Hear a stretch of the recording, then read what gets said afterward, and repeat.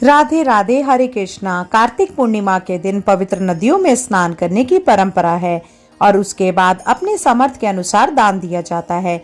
इस दिन व्रत लोग रखते हैं और सत्यनारायण भगवान की पूजा करते हैं, कथा सुनते हैं और रात के समय चंद्र देवता की पूजा करके चंद्रदेव को अर्घ देने के बाद यह व्रत पूरा हो जाता है। कार्तिक पूर्णिमा के शुभ अवसर पर भगवान विष्णु और माता लक्ष्मी जी की पूजा का विधान है, क्योंकि कार्तिक पूर्णिमा को पुरारी पूर्णिमा भी कहते हैं, क्योंकि भगवान शिव ने इसी दिन त्रिपुर नाम के राक्षस का वध किया था। इसीलिए इस शुभ दिन पर भगवान शिव की भी पूजा की जाती है। पूर्णिमा की रात को देव दिवाली मनाई जाती है और इस दिन दीप दान करने का विशेष महत्व है। इस दिन ब्रह्म मुहूर्त में पवित्र नदियों में या फिर घर में ही गंगा जल मिले हुए पानी में स्नान करना बहुत ही फलदायी होता है। इस दिन आप फल, अन्न, जरूरी सामान, वस्त्र आदि दान दे सकते हैं और सफेद चीजों का दान करना इस दिन अत्यंत शुभ और लाभकारी माना जाता है, जैसे कि दूध, चीनी, चांदी का दान या फिर शक्कर या सफेद वस्त्र का दान भी आज के दिन आप कर सकते हैं। पूर्णिमा तिथि प्रारंभ होगी 15 नवंबर को शुक्रवार सुबह 6:20 से और पूर्णिमा तिथि की समाप्ति 16 नवंबर को होने वाली है, जो कि दिन पड़ रहा है शनिवार सुबह 2:58 पर। क्योंकि इस बार केवल 15 नवंबर शुक्रवार के दिन ही पूर्णिमा तिथि सारा दिन विद्यमान रहेगी, इसीलिए केवल 15 नवंबर शुक्रवार को ही पूर्णिमा व्रत रखा जाएगा। स्नान दान भी इसी दिन किया जाएगा। सत्यनारायण भगवान का व्रत भी इसी दिन रखा जाएगा और मणिकर्णिका का स्नान भी इसी दिन ही किया जाएगा। अब जानते हैं इस दिन रहने वाले मुहूर्तों के बारे में। श्रोताओं, 15 नवंबर दिन शुक्रवार 2024 में सूर्य उदय का समय सुबह 6:44 से रहने वाला है और सूर्यास्त का समय शाम को 5:38 पर रहने वाला है। ब्रह्म मुहूर्त सुबह 5:08 से 5:56 तक रहने वाला है। अगर आप बात करते हैं अभिजीत मुहूर्त की, तो सुबह 11:49 से 12:33 तक अभिजीत मुहूर्त रहने वाला है। अमृत काल का समय शाम को 5:38 से 7:04 तक रहने वाला है। अब बात करते हैं अशुभ समय की, जिसको हम राहु काल भी कहते हैं। राहु काल का अशुभ समय सुबह 10:30 बजे से 12 बजे तक रहने वाला है। श्रोताओं, आप अमृत काल में, जो कि शाम को 5:38 से 7:04 तक का रहेगा, आप उस समय शाम की पूजा कर सकते हैं। कार्तिक पूर्णिमा के साथ ही कार्तिक मास की भी समाप्ति हो जाती है। जिन्होंने भी पूरे कार्तिक मास व्रतों का पालन किया है, नियमों का पालन किया है, उन्हें इस दिन उद्यापन करना चाहिए। देव दिवाली यानी कार्तिक पूर्णिमा के दिन पूजा के शुभ मुहूर्त इस प्रकार से रहने वाले हैं, जिसमें सुबह की पूजा का शुभ मुहूर्त सुबह 5:24 से 6:44 तक रहने वाला है और शाम की पूजा का शुभ मुहूर्त शाम को 5:27 से 6:47 तक रहने वाला है। विजय मुहूर्त दोपहर 1:53 से 2:36 तक रहने वाला है। गोधूली बेला शाम को 5:27 से 5:54 तक रहने वाली है। अभिजीत मुहूर्त और विजय मुहूर्त में आप सत्यनारायण भगवान की कथा का पाठ कर सकते हैं। श्रोताओं, जो गोधूली बेला का समय होता है, उस टाइम आप गौ माता की भी पूजा कर सकते हैं। गाय के आसपास या गौशाला में आप दीपदान कर सकते हैं और पूर्णिमा के दिन चंद्र देवता की पूजा की जाती है, तभी व्रत पूर्ण होता है। तो इस दिन चंद्र उदय का जो समय रहने वाला है वह शाम को 5:08 पर और इस समय के बाद से आप चंद्र देवता को कभी भी अर्घ देकर अपने व्रत का पारण कर सकते हैं। जो लोग किसी कारण से देव उठान एकादशी के दिन तुलसी विवाह नहीं कर पाए हो, उन्हें इस दिन तुलसी विवाह करना चाहिए। यदि आपकी इच्छा हो तो कार्तिक मास का उद्यापन भी आपको इसी दिन करना चाहिए। अपनी सामर्थ्य के अनुसार दान दक्षिणा किसी योग्य निर्धन व्यक्ति को दान के साथ ही समर्थ हो तो घर पर किसी वैष्णव को या किसी ब्राह्मण को आमंत्रित करें। आप उन्हें शुद्ध सात्विक भोजन कराएं और यथासंभव दान दक्षिणा दें। कार्तिक पूर्णिमा की ऐसी विशेषता है कि अगर कोई व्यक्ति साल के 365 दिनों में कभी दीप दान ना कर पाया हो या समय की व्यवस्था के कारण आप पूजा पाठ ना कर पाए हो तो आज के दिन एकमात्र 365 बत्ती का एक दीपक जलाने से ही आपको पूरे साल भर का दीपदान का फल प्राप्त हो जाता है। यह दीपदान आप अपने आसपास नदी, तालाब, सरोवर, किसी भी पवित्र वृक्ष के नीचे, तुलसी के पौधे के नीचे या आसपास के शिव मंदिर या विष्णु मंदिर या शनि देव के मंदिर में भी जला सकते हैं। वहां पर भी आप दीपदान कर सकते हैं। दीपदान करने से सभी पापों का नाश होता है और मोक्ष के द्वार भी खुल जाते हैं। श्रोताओं, अब हम श्रवण करते हैं कार्तिक पूर्णिमा पर सुनी जाने वाली पौराणिक कथाओं का। ओम उमा महेश्वराय नमः। ओम श्री विष्णवे नमः। आज कार्तिक मास की पूर्णिमा की आप सभी को ढेर सारी शुभकामनाएं। आज आप सुनेंगे कार्तिक मास की त्रिपुरारी पूर्णिमा की व्रत कथा, विष्णु चालीसा का पाठ और आरती। पौराणिक कथा के अनुसार तारकासुर नाम का एक दैत्य था जिसके 3 पुत्र थे, तारका, कमला और विद्युत माली। जब भगवान शिव के पुत्र कार्तिकेय जी ने तारकासुर राक्षस का वध कर दिया तो उसके तीनों पुत्रों ने बदला लेने के लिए दिन रात घोर तपस्या शुरू कर दी। उनकी तपस्या से प्रसन्न होकर ब्रह्मा जी प्रकट हुए और उन्होंने उन तीनों को वरदान मांगने के लिए कहा तो उन्होंने अमर होने का वरदान मांगा।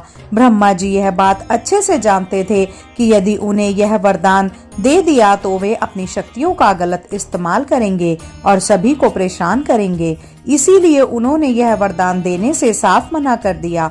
ब्रह्मा जी ने उनसे कोई अन्य वरदान मांगने को कहा तो उन्होंने कहा कि उनके नाम का एक नगर बसाया जाए और जब भी कोई उनका वध करना चाहे तो सिर्फ एक तीर से तीनों का अंत एक साथ कर सके। इस पर ब्रह्मा जी ने तथास्तु कह दिया और उन्हें वह वरदान दिया। वरदान प्राप्त करने के बाद तारकासुर के तीनों पुत्रों ने तीनों लोगों पर अधिकार कर लिया और उसने देवताओं पर अत्याचार शुरू कर दिए। उनके अत्याचारों से परेशान होकर सभी देवता भगवान शिव के पास गए और उनके वध की प्रार्थना की। तब महादेव जी ने विश्वकर्मा जी से एक रथ का निर्माण कराया और उस पर सवार होकर तीनों का वध करने के लिए निकल पड़े। देवताओं और राक्षसों के बीच भयंकर युद्ध चल रहा था और युद्ध के दौरान जब तीनों राक्षस एक सीध में आए तभी भगवान शिव ने एक तीर से तीनों का वध कर दिया। धार्मिक मान्यताओं के अनुसार तभी से भगवान शिव को त्रिपुरारी कहा जाने लगा और कहते हैं कि उन तीनों के अत्याचारों से मुक्त होने की खुशी में ही देवताओं ने देव दिवाली महापर्व मनाना शुरू कर दिया। अतः कार्तिक मास की पूर्णिमा को त्रिपुरारी पूर्णिमा भी कहा जाने लगा। बोलिए भगवान श्री लक्ष्मी नारायण जी की जय, भगवान श्री उमा महेश्वर की जय। अब आप सुने कार्तिक व्रत की दूसरी कथा। द्वापर युग में यशोदा माँ ने श्री कृष्ण से कहा कि हे कृष्ण, तुम सारे संसार के उत्पन्न करता, पालनहारी और संहार करता हो। आज मुझे कोई ऐसा व्रत बताओ जिसको करने से मृत्यु लोक में भी स्त्रियों को विधवा होने का भय ना रहे तथा यह व्रत सभी मनुष्यों की मनोकामनाओं को पूर्ण करने वाला हो। श्री कृष्ण कहने लगे, हे माता, तुमने अति सुंदर प्रश्न किया है। मैं तुम्हें ऐसे में एक व्रत के बारे में विस्तार से बताता हूँ। सौभाग्य की प्राप्ति के लिए स्त्रियों को 32 पूर्णिमा व्रत करना चाहिए। इस व्रत को करने से स्त्रियों को सौभाग्य की प्राप्ति होती है। यह व्रत अत्यंत सौभाग्य देने वाला और भगवान शिव के प्रति भक्ति को बढ़ाने वाला है। यशोदा जी कहने लगी, हे कृष्ण, प्रथम इस व्रत को मृत्यु लोक में किसने किया था? इसके विषय में विस्तार से मुझे बताओ। श्री कृष्ण कहने लगे, इस भूमंडल पर अनेक प्रकार के रत्नों से परिपूर्ण कार्तिका नाम की एक नगरी थी। वहाँ चंद्रहास नामक राजा राज्य करता था। उसी नगर में धनेश्वर नाम का एक ब्राह्मण था और उसकी स्त्री अति सुशीला रूपवती थी। दोनों ही उस नगरी में बड़े प्रेम से रहते थे। घर में धन धान्य आदि की कोई कमी ना थी, परंतु उनको बहुत बड़ा दुख था कि उनकी कोई संतान नहीं थी। एक समय एक बड़ा योगी उस नगरी में आया। वह योगी उस ब्राह्मण के घर को छोड़कर अन्य सभी घरों से भिक्षा लेकर भोजन किया करता था। वह रूपवती से कभी भिक्षा नहीं लेता था। एक दिन वह योगी रूपवती से भिक्षा ना लेकर किसी अन्य घर से भिक्षा लेकर गंगा किनारे जाकर भक्षण को प्रेम पूर्वक ग्रहण करने लगा और धनेश्वर ने योगी का यह सब कार्य देख लिया। उसने अपनी भिक्षा के अनादर से दुखी होकर धनेश्वर योगी से बोला, हे महात्मा, आप सब घरों से भिक्षा लेते हैं, परंतु आप मेरे घर की भिक्षा कभी नहीं लेते, इसका क्या कारण है? योगी ने कहा, निसंतान के घर की भीख पतितों के अन्न के तुल्य होती है, और जो पतितों का अन्न खाता है वह भी पतित हो जाता है। क्योंकि तुम निसंतान हो, इसीलिए पतित हो जाने के भय से मैं तुम्हारे घर की भिक्षा नहीं लेता। धनेश्वर योगी की यह बात सुनकर बहुत दुखी हुआ और हाथ जोड़कर योगी के पैरों में गिर गया और कहने लगा, हे महाराज, यदि ऐसा है तो आप पुत्र प्राप्ति का उपाय बताइए। आप सर्वज्ञानी हैं, मुझ पर कृपा कीजिए। हे भगवान, मेरे घर में धन की कोई कमी नहीं है, परंतु मैं पुत्र न होने के कारण अत्यंत दुखी हूँ। आप मेरे इस दुख का हरण करें, आप सामर्थ्यवान हैं। और यह सुनकर योगी कहने लगा, हे ब्राह्मण, तुम चंडी की आराधना करो। घर आकर उसने अपनी पत्नी से सब वृतांत कहा और स्वयं तप करने के लिए वन में चला गया। वन में जाकर उसने चंडी की उपासना की। चंडी ने 16वें दिन उसको स्वप्न में दर्शन दिया और कहा, धनेश्वर, जा, तेरे घर पुत्र होगा, परंतु वह 16वें वर्ष की आयु में ही मृत्यु को प्राप्त हो जाएगा। यदि तुम दोनों पति पत्नी 32 पूर्ण मासियों का व्रत विधि पूर्वक करोगे तो वह दीर्घ आयु हो जाएगा। जितनी तुम्हारी सामर्थ्य हो, आटे के दिए बनाकर शिव जी भगवान का पूजन करना, परंतु पूर्णमासी के व्रत 32 होने चाहिए। प्रातः काल होने पर इस स्थान के समीप तुम्हें आम का वृक्ष दिखाई देगा। उस पर चढ़कर तुम एक फल तोड़कर शीघ्र ही अपने घर चले आना और अपनी पत्नी से सब वृतांत कहना। ऋतु स्नान के पश्चात वह स्वच्छ होकर श्री शंकर भगवान का ध्यान करके उस फल को खा लेगी। शंकर भगवान की कृपा से उसको गर्भ हो जाएगा। जब वह ब्राह्मण प्रातः काल उठा तो उसने एक स्थान के पास ही आम का वृक्ष देखा और जिस पर एक अत्यंत सुंदर आम का फल लगा हुआ था। उस ब्राह्मण ने उस आम के वृक्ष पर चढ़कर फल को तोड़ने का प्रयत्न किया, परंतु वृक्ष पर कई बार प्रयत्न करने पर भी वह चढ़ नहीं पाया। तब उस ब्राह्मण को बहुत चिंता हुई। तब विघ्न विनाशक श्री गणेश भगवान की वंदना करने लगा।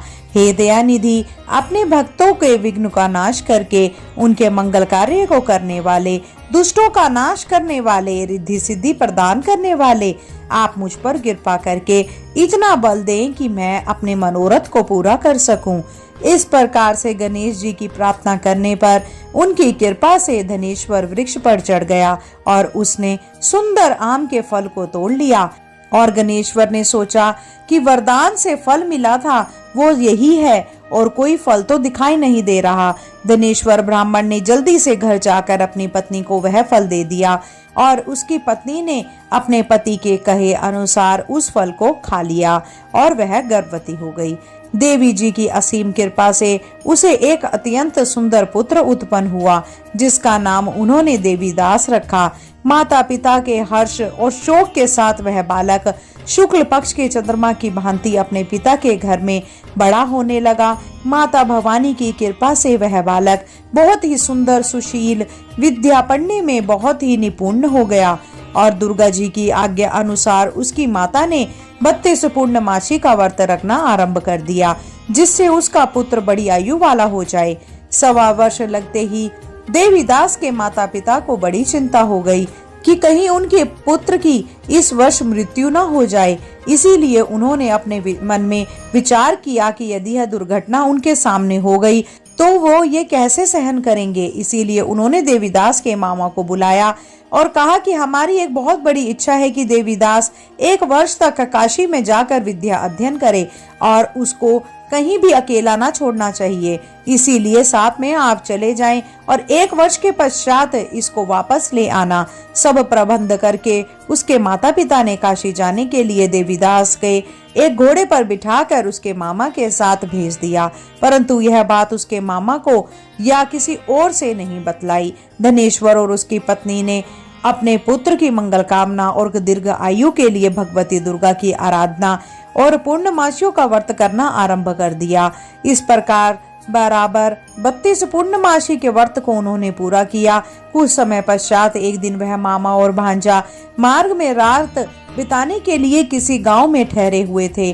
उस दिन उस गांव में ब्राह्मण की अत्यंत सुंदर, सुशीला और गुणवती कन्या का विवाह हो रहा था। जिस धर्मशाला के अंदर वर और उसकी बारात ठहरी हुई थी, उसी धर्मशाला में देवीदास और उसके मामा भी ठहरे हुए थे।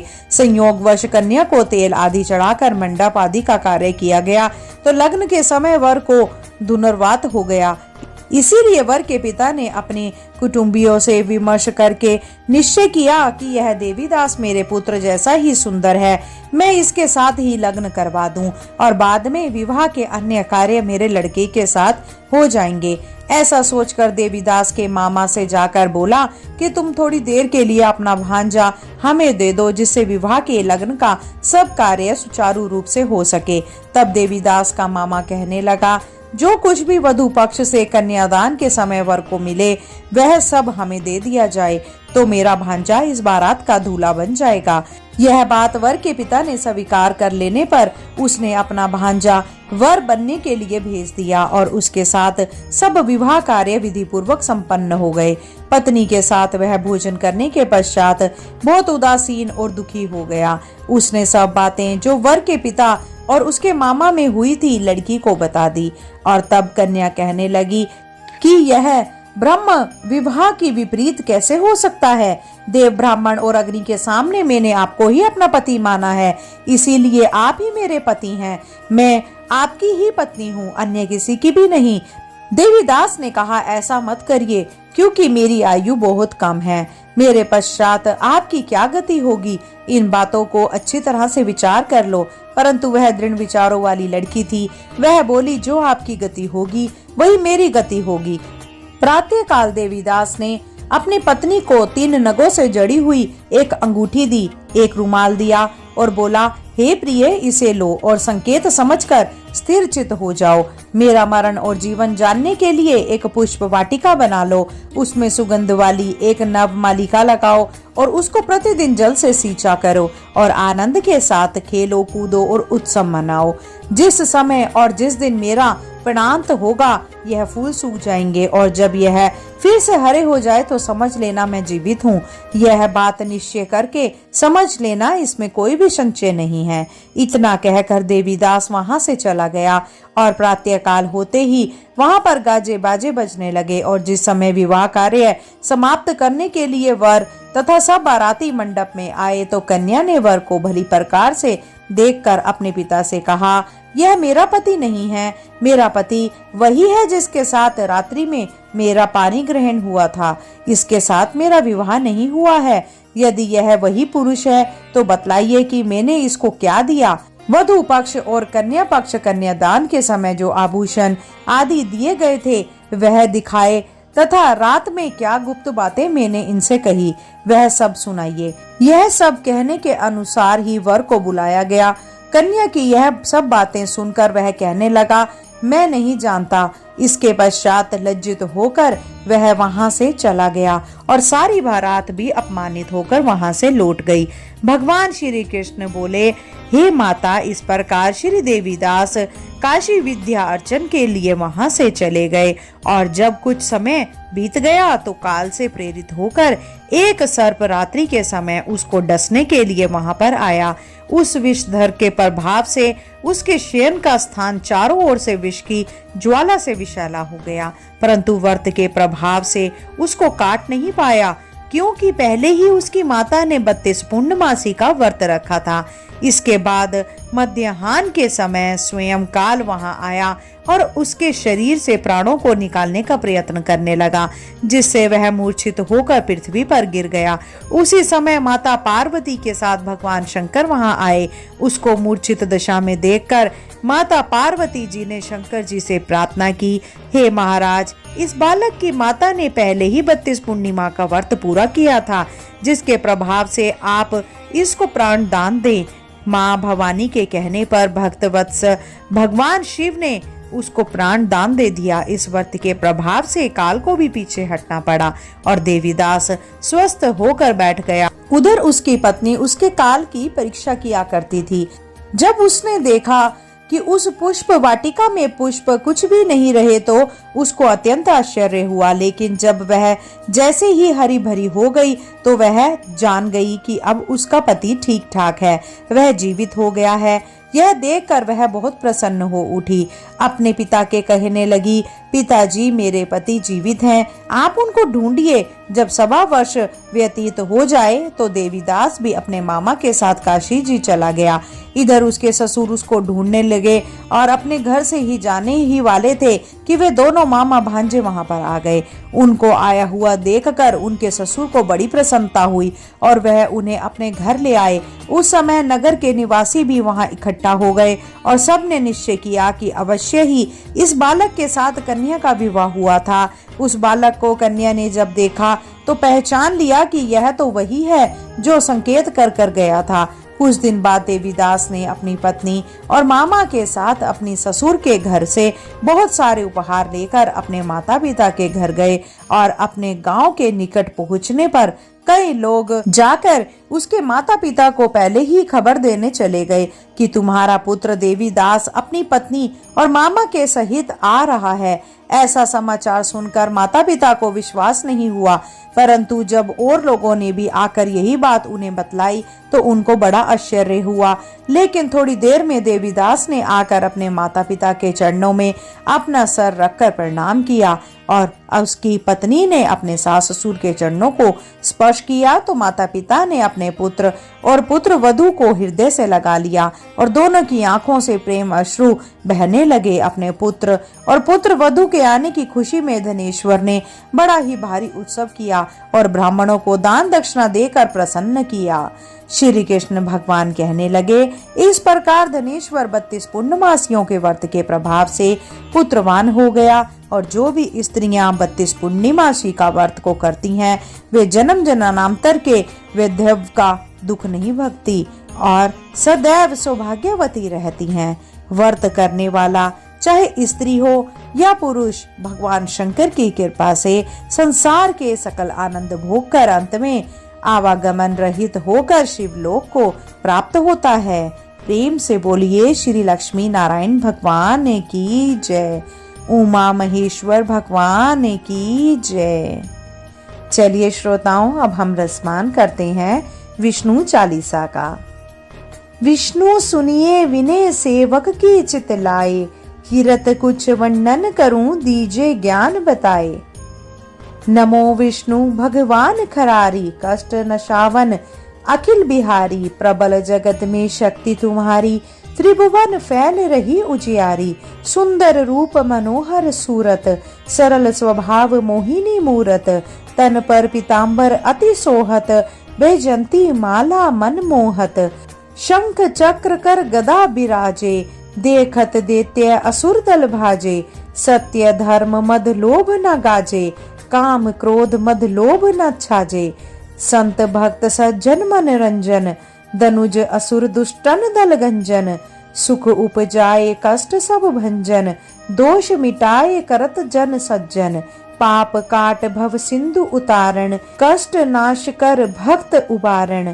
करत अनेक रूप प्रभु धारण, केवल आप भक्ति के कारण।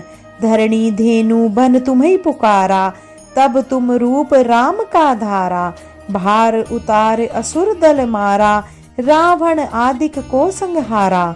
आप वाहरा रूप बनाया, हन्ना कुश को मार गिराया। धर्म तस्य तन सिंधु बनाया, 14 रत्नन को निकलाया। अम्लिक असुरन द्वंद मचाया, रूप मोहिनी आप दिखाया।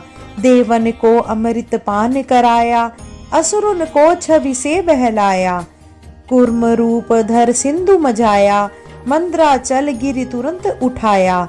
शंकर का तुम फंद छुड़ाया, भस्मासुर को रूप दिखाया। वेदन को जब असुर डुबाया, कर प्रबंध उन्हें ढूंढवाया।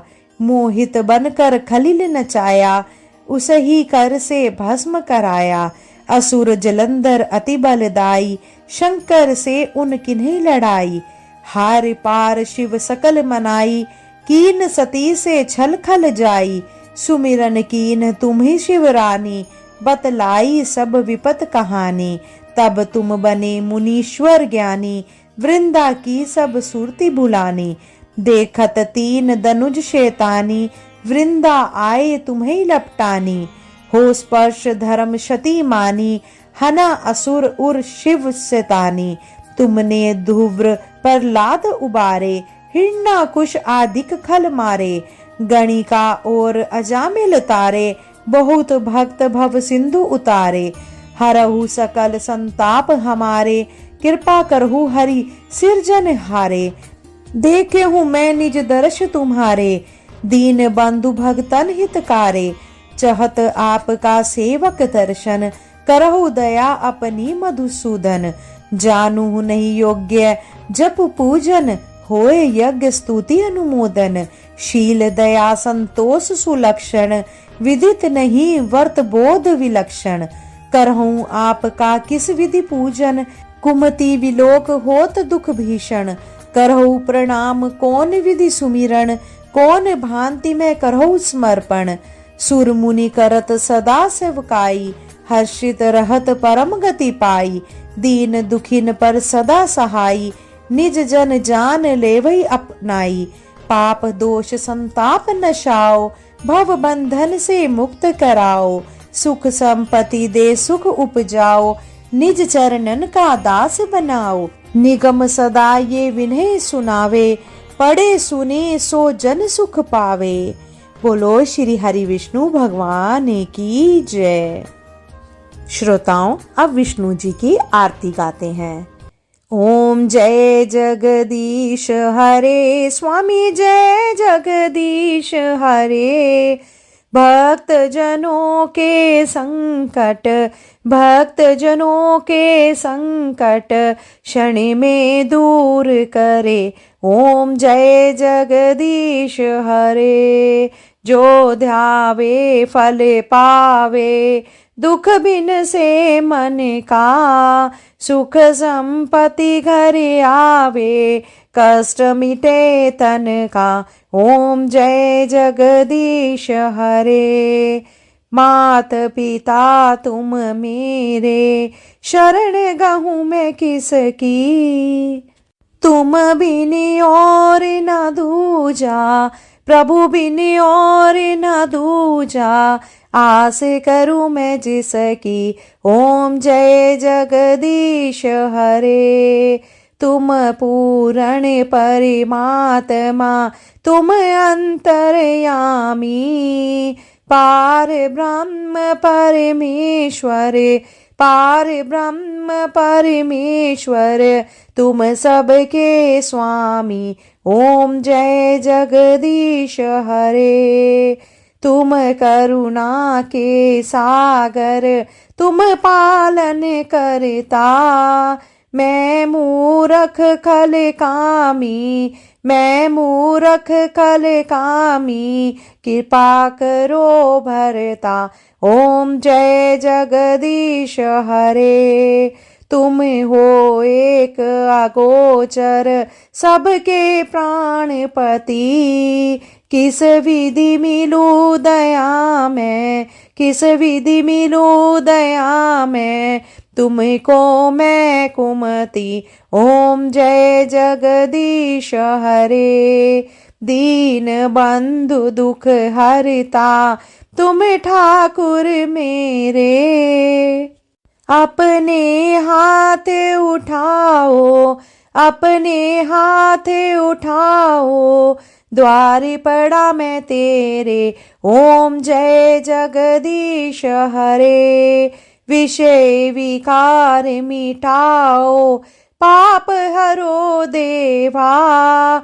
श्रद्धा भक्ति बढ़ाओ, श्रद्धा भक्ति बढ़ाओ। संतन की सेवा। ओम जय जगदीश हरे। तन मन धन और संपत्ति, सब कुछ है तेरा। तेरा तुझको अर्पण, तेरा तुझको अर्पण। क्या लागे मेरा। ओम जय जगदीश हरे। जगदीश्वर जी की आरती जो कोई नर गावे। स्वामी प्रेम सहित गावे। कहत शिवानंद स्वामी, कहत हरि हर स्वामी, मन वांछित फल पावे। ओम जय जगदीश हरे, ओम जय जगदीश हरे, स्वामी जय जगदीश हरे। भक्त जनों के संकट, दास जनों के संकट, क्षण में दूर करे। ओम जय जगदीश हरे। बोलिए श्री विष्णु भगवान की जय, माता लक्ष्मी की जय। हे विष्णु जी, आप अपनी कृपा अपने भक्तजनों पर सदा बनाए रखना, उनके सभी मनोरथ पूर्ण करना। इस आरती को गाने वाले और सुनने वाले सभी भक्तजनों पर कृपा बरसाए, उनके मनोरथ को पूर्ण करना। श्रोताओं, आज के लिए इस वीडियो में इतना ही। जल्द मिलते हैं नई वीडियो नई जानकारी के साथ। अगर आपको यह वीडियो अच्छी लगी हो तो कृपया करके लाइक और शेयर करें। अगर आप चैनल पे नए हैं तो सब्सक्राइब अवश्य करें। जय श्री कृष्णा, राधे राधे।